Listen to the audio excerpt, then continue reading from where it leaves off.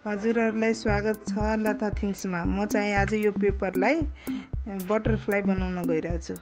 यो पेपरलाई पहिला यसरी फोल्ड गर्नुस्।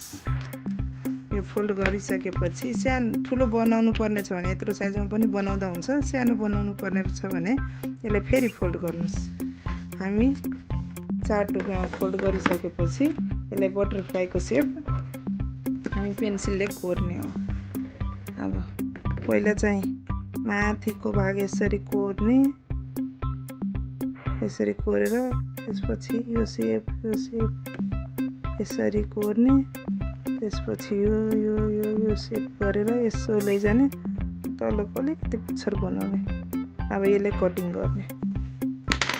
अब यसले चाहिँ सिजरले हामी कटिङ गर्छौँ। अनि कटिङ गरिसकेपछि हजुरलाई बटरफ्लाई कस्तो भयो भने देखाउँछु।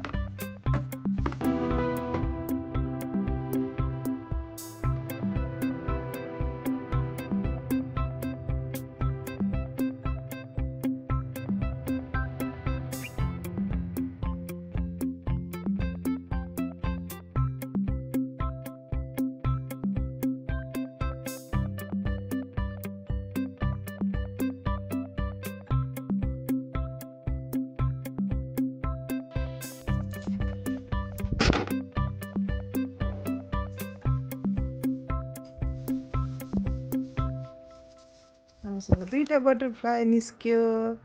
यसरी कटिङ गरिसकेपछि हामीसँग कतिवटा बटरफ्लाई निस्क्यो? 2 बटरफ्लाई। भिडियो राम्रो लागेपछि लाइक गर्नु होला, सब्स्क्राइब गर्नु होला।